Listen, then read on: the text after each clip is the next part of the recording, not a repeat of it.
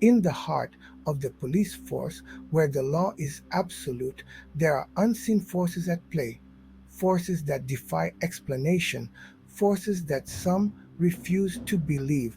But for Detective Corporal Hemmo and John O.C. Woogum, their journey would reveal a truth far beyond the law.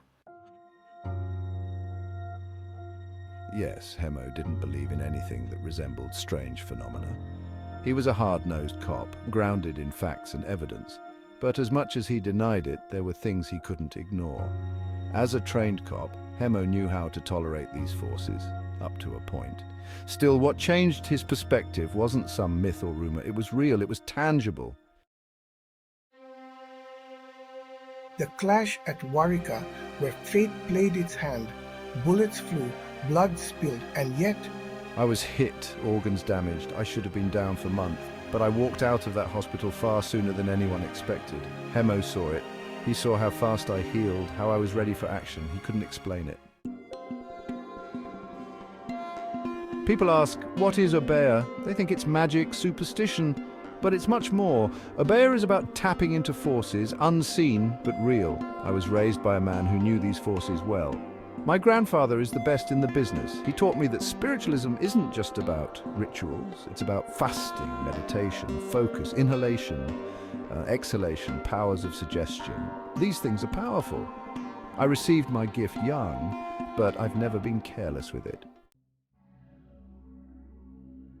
one arrest, one night that nearly changed everything. It was Hemmo and I making an arrest, but the man we brought in, his friend, a superintendent, ran the station.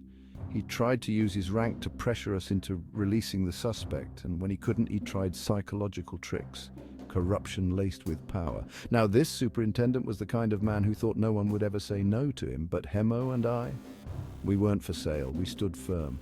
We knew releasing the suspect would ruin our careers. The price was too high.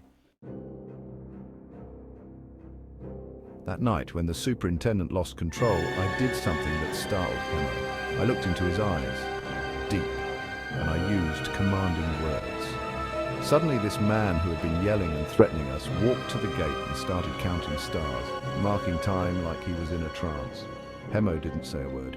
He saw it with his own eyes. We left that precinct without another word. Some months later, we heard the superintendent's family and the man we arrested were killed in a massive shootout with the military. That's how things work when you play with corruption. Hemmo may never have believed in the forces John O.C. Woogum spoke of, but after Warika, after the arrest, after the supernatural stared him in the face, he knew, whether he liked it or not, there were powers out there stronger than the law. I've always believed in fasting and meditation, but these forces, they're beyond simple explanations. I carry my grandfather's legacy, and I've learned the fine line between this world and the next. It's not about fear, it's about respect. Hemmo saw it. I see it. And if you look closely enough, maybe you will too.